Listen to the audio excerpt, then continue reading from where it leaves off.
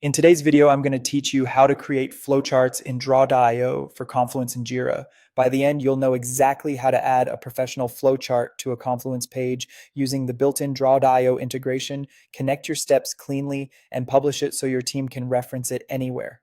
Before we start, make sure you can edit pages in your workspace. If you don't see the draw.io option later on, your admin may need to enable it for your site.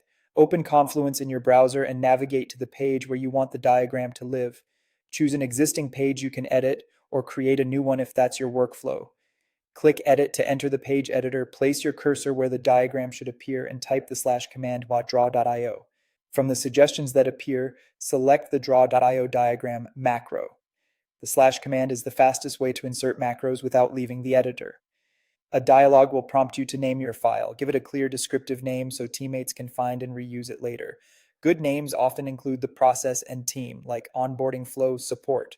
Click Create to open the draw.io editor in a full workspace attached to your Confluence page. On the left side, choose the flowchart shape library. If you don't see it, open more shapes and enable flowchart.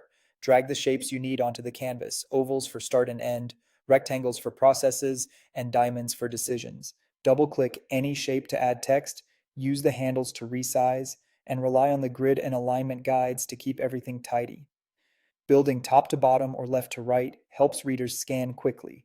To connect steps, hover over a shape until the blue arrows appear.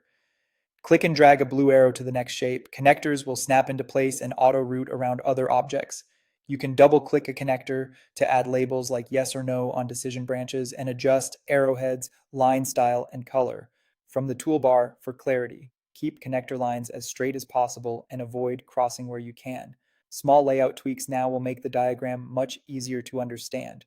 When your flow looks right, click Save in the top right corner. The editor will close and the diagram will render directly on your Confluence page. Publish the page so others can see it.